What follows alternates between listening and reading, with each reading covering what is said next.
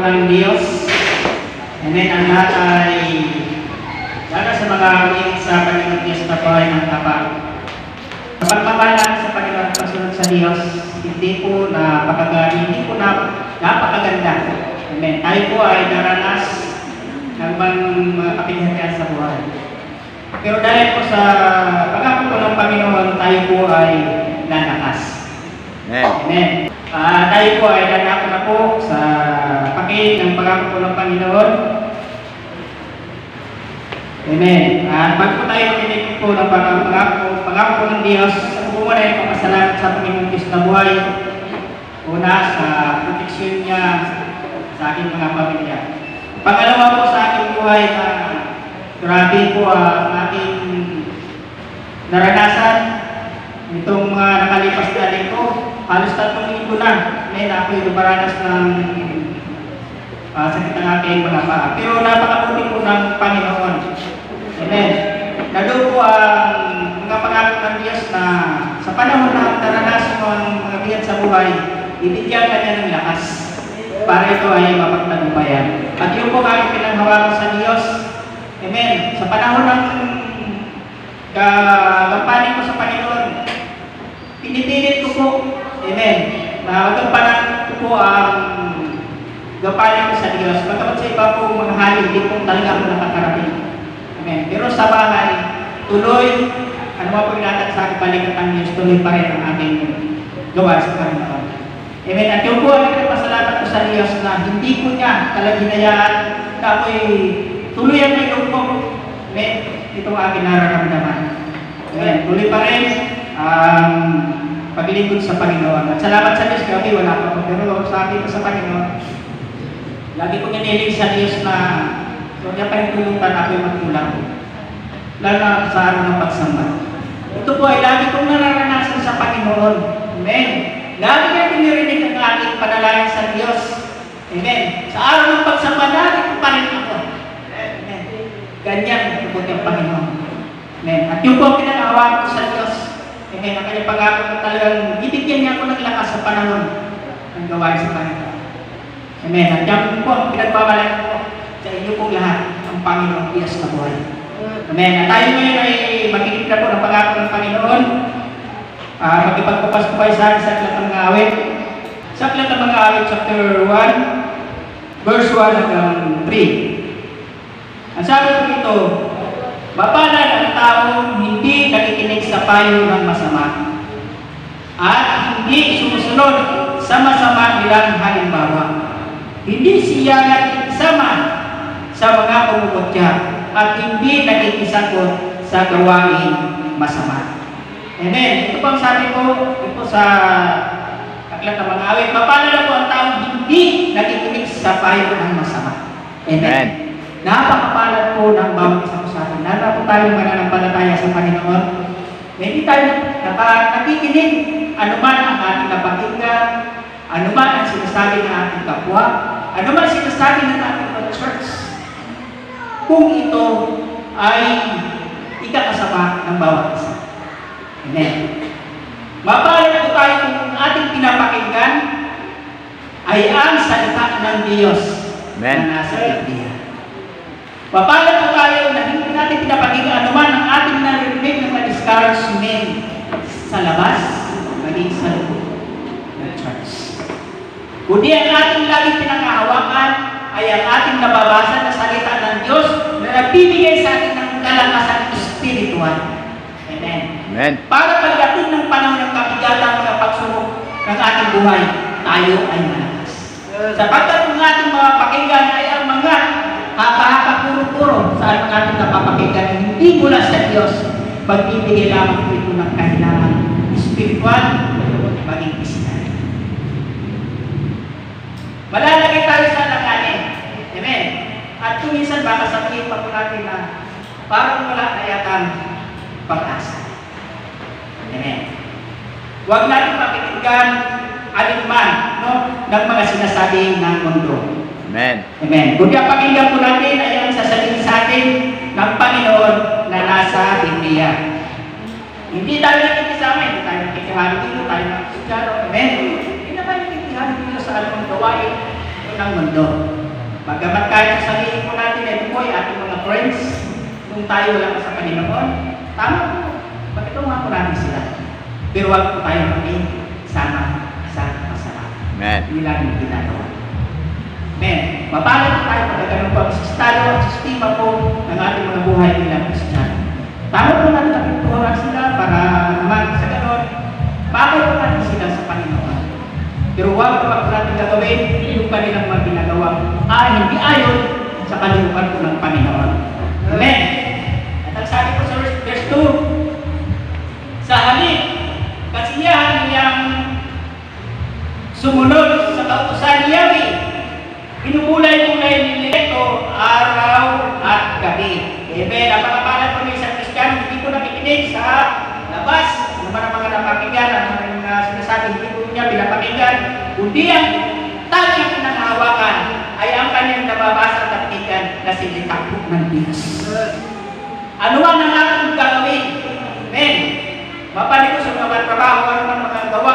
Amen. Dapat po natin ito na pinag-iisipan, pinagbubulay-bulayan, kumbaga ang lahat ng gagawin natin, ang lahat ng ating isipin, ang lahat ng ating sasabihin ay naayon sa kalooban ng Panginoon. Amen. Amen. Pinagbubulay-bulayan, araw at gabi, hindi po binibigyan ng Diyos ng limit. Kung kailan mo siya pagbubulay-bulayan, kundi ang sabi niya, pagbubulay-bulayan mo siya araw at gabi. Kung isang anytime, pili mo siyang pagbubulay-bulayan. Pili mo siyang pag-aaralan. Pili mo siyang basahin. Pili mo siyang nangyanin. Bakit po kailangan ko natin? Kailangan ko natin na bilang Kristiyano. Amen. Para pagdating mga kapigatan natin buhay, patuloy tayo nakatayo, patuloy tayo sumunod sa Diyos, patuloy tayo nananagumpay. Amen. Dahil may pangako po ang Panginoon. Amen. Ano ba sabi? Sa verse 3. Katulad niya yung punong kahoy sa tabi ng batisan. Amen. Katulad daw po natin ay punong kahoy sa tabi ng batisan.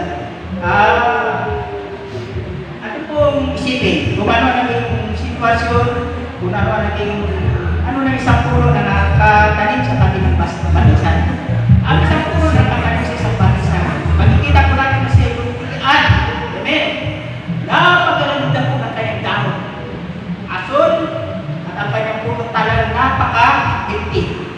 Amen.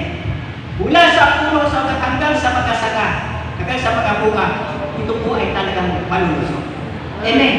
Bakit po ang isang puno malusog? Dahil nakatanim po siya sa tabi ng batisan. Ibig sabihin, lalo po siya nakasitsip ng North Pressure mula sa batis ng tubig ng gulay. Amen.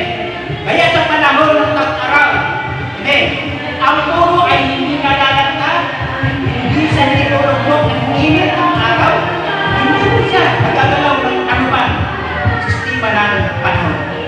Amen. Bakit? Dahil siya nakasitsip ng North Pressure ng tubig sa ilog. Amen. Kaya po ang isang Kristiyano na po nanalangin na sa Panginoon. Amen. Laging pinitip kay Lord. Amen. Anong mangyari sa kanyang buhay? Dumating man. Ang kahirapan ng buhay, mapagsubok sa karamdaman, hindi po ang Kristiyano lumatitinag ng kahit anuman kabigatan sa buhay. Siya'y patuloy na lakas, siya'y patuloy na lulusog. Bakit? Nakakuniktin po siya sa Diyos at lagi siya nakuha ng mag-receive galing sa Panginoon. Amen. Wala nang bago din sa salita ng Diyos. Amen. Kaya po, katulad ng aking nararamdaman, hindi ko nagpamalik ang sarili ko at Diyos. Amen. Sa panahon ngayon ng aking nararamdaman. Na kung minsan parang sa ito, hindi ko na yata kaya. Amen. Dahil talagang hindi ko maigi kung paano gawin ko sa akin sa kanya. Pero naninindigan ako at pinanghawakan ko para pangako ng Panginoon. Nasabi niya sa panahon ng 1 Corinthians 13, amen, na hindi anak ko ay nakaranas ng pagsubok. Amen. Pero sabi ng Biblia, pagdating ng pagsubok, bibigyan ka ng lakas para ito ang lahat ay mapagtagumpay. Amen. Yan lang ang pinapanghawa ko sa atin kasi hindi ko talagang inatin na talagang lumayo ko sa Panginoon. Nung napagabuti ko ng Panginoon, amen, lahat ko na taga-isis manan na tunay ng natin at pagmamahal sa Diyos, ito po ang kanyang katulad. Isang puno na tanim sa